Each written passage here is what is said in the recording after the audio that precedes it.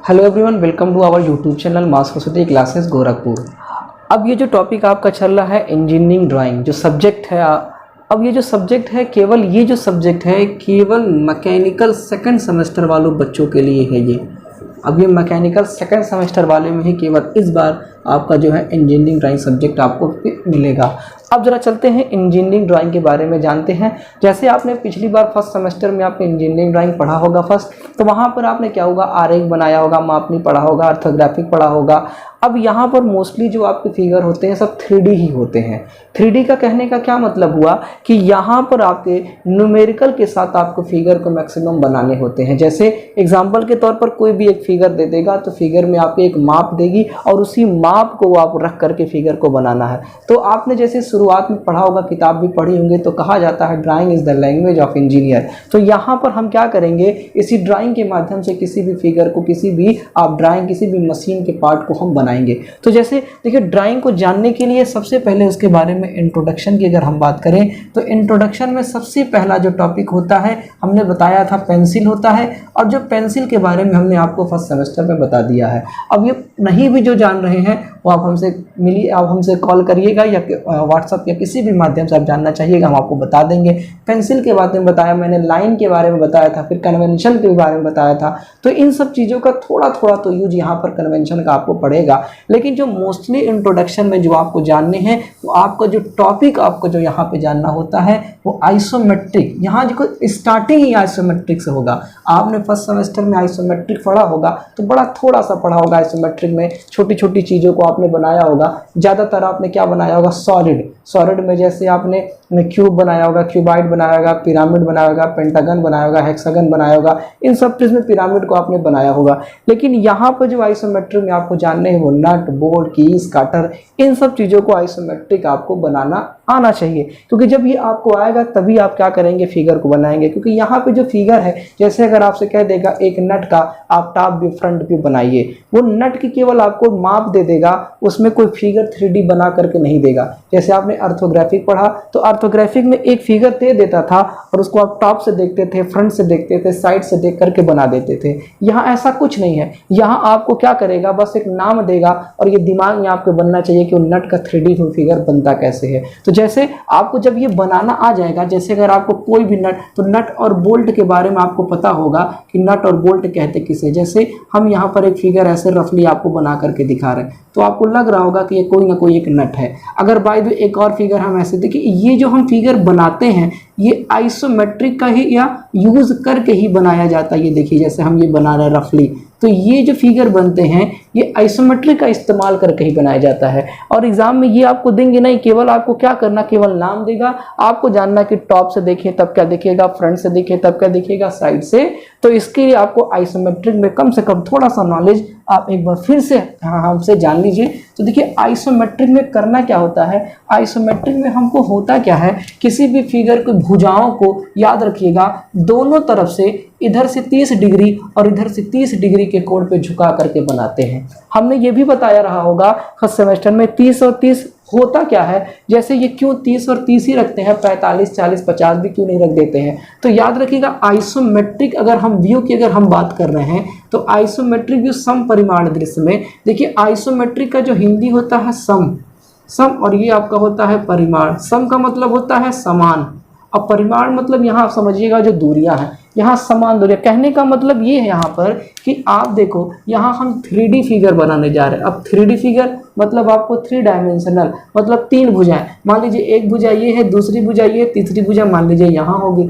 तो सम का मतलब होता है समान, यानी यहाँ पर जो कोण आपके होंगे वो कोण क्या होंगे, समान होंगे। तो समान कैसे आएंगे, देखिए एक स्ट्रेट लाइन है, अगर हम इधर से 30 और इधर से अगर 30 ले लिया तो जाहिर सी बात है ये एंगल आपका कितना होगा, 120। आपको पता होगा कि आपको एक बिंदु पर 360 अंश के कोण बनते हैं, लेकिन एक स्ट्रेट लाइन, एक सीधी रेखा पर 180 अंश के कोण बनते हैं। तो 30 और 30 60 बच कितना गया, 120। और आपको पता है एक सीधी रेखा से एक लंबवत रेखा जब आप खींचेंगे इनके बीच का एंगल कितना होगा, 90। अब ये दोनों को जोड़िए, वो भी कितना आया, 120 आया। फिर अगर इनको देखा जाए ये भी कितना, 90, इनको जोड़ा जाए ये भी कितना आया, 120। यानी अब आपको दिख रहा होगा कि आइसोमेट्रिक में जब बनाया जाता है तो इनका जो मेन जो एंगल फिगर के बीच का का होता है वो 120 और 120 120 होता है, ना कि 30 और 30 होता है। लेकिन हम 30 और 30 का सहारा लेकर के इस 120 अंश को बनाने के लिए ऐसा करते हैं। डायरेक्टली बनाने में थोड़ी सी दिक्कतें आती हैं, इसीलिए हम स्ट्रेट लाइन खींचकर दोनों तरफ से 30 और 30 डिग्री के कोण बना लेते हैं। आई होप ये चीजें आपको समझ में आ गई होंगी। अब जरा देखो इसी 120 से कैसे, ये लाइन जरा देखिए, ये लाइन ऐसे खींच लीजिए, इनको मिलाइए, ये मिलाइए, आपको नजर आ रहा होगा एक कोई 3D फिगर। और आपको पता होगा जो भाग नहीं दिखता उनको दिखाने के लिए हम डॉटेड लाइन का इस्तेमाल करते हैं। आपको ये देखो ये क्यूब या क्यूबाइड जैसा एक फिगर आपको 3D में नजर आ रहा होगा। तो याद रखे रहिएगा, आइसोमेट्रिक व्यू में हम जब भी किसी को बनाते हैं तो आइसोमेट्रिक में इनकी भुजाओं को दोनों तरफ से स्ट्रेट लाइन की भुजाओं से, स्ट्रेट लाइन से उनकी भुजाओं को 30 और 30, लेकिन उनके बीच का जो एंगल होता है एंगल कितना होता है 120 डिग्री। कोई भी फिगर आपसे कहेगा तो आप आइसोमेट्रिक बनाएंगे। देखिए आइसोमेट्रिक में बड़ा लंबा, अगर आप कहेंगे तो आइसोमेट्रिक में पूरा पढ़ा दूंगा। आइसोमेट्रिक में आइसोमेट्रिक व्यू भी होता है, आइसोमेट्रिक प्रोजेक्शन भी होता है। आइसोमेट्रिक प्रोजेक्शन के लिए आइसोमेट्रिक स्केल जानना पड़ता है। तो फिलहाल धीरे धीरे चीज़ों को आपको बताते रहेंगे, लेकिन आपके एग्जाम में जो आपकी ज़रूरत है केवल आप वही जानिए। आइसोमेट्रिक व्यू से आपका काम चल जाएगा, प्रोजेक्शन पे आने की कोई ज़रूरत नहीं है। फिलहाल अब व्यू जरा देखिए, आइसोमेट्रिक देखिए जब भी बनाया जाता है किसी भी फिगर का तो दो मेथड से बनाया जाता है। एक आपका होता है बॉक्स मेथड, दूसरा आपका होता है आर्क मेथड। अब ये बॉक्स मेथड क्या है और ये आर्क मेथड क्या है, अब जरा जानिए। बॉक्स का मतलब आपको पता होगा यानी डब्बा बनाना, और आर्क का मतलब होता है चाप लगाना। तो यानी याद रखिएगा इन्हीं दो मेथडों से हम किसी भी फिगर को क्या करते हैं, बनाते हैं। एग्जाम्पल के तौर पर एक छोटा सा फिगर हम आपको बना के दिखाते हैं बॉक्स और आर्क मेथड से। याद रखे रहिएगा बॉक्स मेथड जो आपका होता है उनका बनाया जाता है जिनकी भुजाएं आपस में 90 डिग्री ना बनाती हो। यानी कि अगर आप देखें, जैसे अगर बाय द ये वर्ग है, मान लीजिए ये आपके पास आयत है, ये आपके पास त्रिभुज है, ये आपके पास षष्ठभुज है, ये आपके पास पंचभुज है, ये आपके पास वृत्त है। तो इन छहों में अगर आप देख रहे होंगे तो आपको नजर आ रहा होगा ये दो भुजाएं आपस में 90 एंगल बनाती हैं। इनकी दो भुजाएं आपस में, इनकी दो भुजाएं 90 में, बाकी कोई आपको नजर नहीं आ रहा। तो यानी इन दोनों के लिए हम आर्क मेथड का इस्तेमाल करेंगे, क्योंकि ये पहले से बॉक्स बना हुआ है, लेकिन इन सब के लिए हमको क्या बनाना पड़ेगा, बॉक्स मेथड। जरा हम चलते हैं, जैसे अगर बाय द वे आपके पास ये 50 mm भुजा का एक वर्ग, ये ए, ये बी, ये सी और ये डी, ये मान लीजिए यहाँ से 50 है, मान लीजिए यहाँ से 50 है, तो आप डायरेक्ट क्या करोगे, एक स्ट्रेट लाइन खींचोगे। अब यहाँ एक पॉइंट बनाओगे, चांदा से प्रोटेक्टर की सहायता से 30 और 30 दोनों तरफ से खींच लिया। अब क्या करोगे, पहला पॉइंट उठाइए, यहाँ पर रख दीजिए और ए से बी की दूरी लेके आर्क लगाइए, बी लगा दिया। तो यहाँ पर आपका देखिए बी मिल गया, ये ए मिल गया। अब ए से कौन सी दूरी, डी का लेकर के यहाँ आर्क लगाइए, फिर डी से सी का लेकर के आर्क लगाइए, फिर बी से सी का लेकर के आर्क लगाइए। तो इस तरह से देखिए, तो आपने क्या कर दिया, एक आपने वर्ग का आइसोमेट्रिक भी समपरिमार्थित बनाया। पर याद रखे रहेगा यहाँ पर भुजाएं अगर 90 डिग्री होगी तो यहाँ पर अब भुजाओं का एंगल बदल जाएगा। ये ढूंढने मत लगिएगा कि यहाँ 90 है तो यहाँ भी 90 होगा, ऐसा नहीं है। यहाँ पर क्या होगा, एंगलों का विस्तार हो जाएगा। तो इस तरह से हमने क्या किया, ये कौन सा मेथड, हमने आर्क तो लगाया, उठा करके चाप लगाया, तो ये आर्क मेथड। अब हम आपको समझाते हैं बॉक्स मेथड। तो बाय द वे, अगर बाय द वे यहाँ पर मान लीजिए यहाँ से एक 35 mm भुजा का एक इक्विवेलेंट ट्रायंगल है, तो हमने एक ट्रायंगल यहाँ बनाया ABC।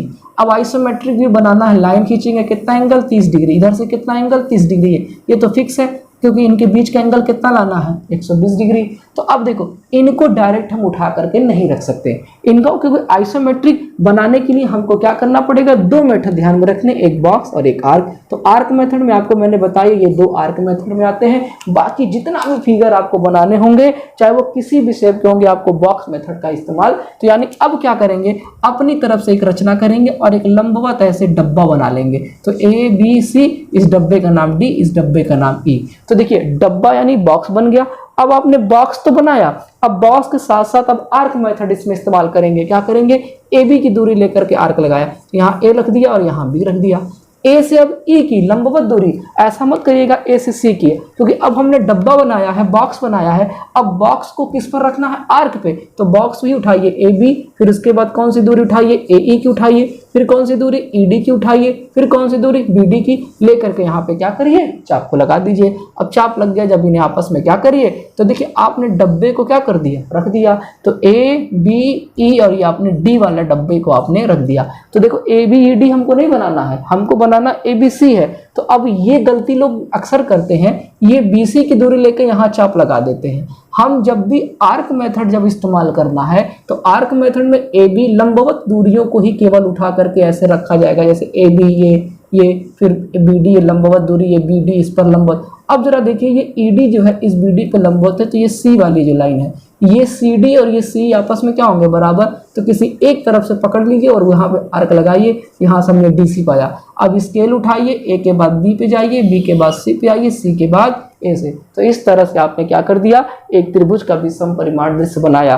पर अब इसमें भी ध्यान रखिएगा, एंगल के साथ साथ इसमें भुजाएं भी बड़ी और छोटी होने लगेंगे। तो ये दिमाग में रखे रहेगा, ये आइसोमेट्रिक का केवल यूज है किसी भी फिगर को 2D से 3D में कन्वर्ट करने के लिए। अभी हमने केवल आपको केवल रखना बताया है, आगे आपको 3D बताएंगे किस तरह से 3D फिगरों का बनाया जाता है। उसके बाद फिर मशीन जो भी चीज़ें आपकी इस्तेमाल की जाएगी। फिलहाल इतना ही रहने देते हैं आज के लिए, बाकी नेक्स्ट टाइम लेक्चर में आपको सारी चीज़ें डिटेल से मिलेंगी। और बार बार बताया जा रहा है बच्चों, जो बच्चे नहीं पता है उन्हें ये मैसेज, इनको ये जो वीडियो है ज़्यादा से ज़्यादा आप कॉलेजों में ज़्यादा से ज़्यादा जो भी आपके जहाँ जहाँ के बच्चे आपके संपर्क में वहाँ तक इस वीडियो को आप शेयर करिए। Thank you so much.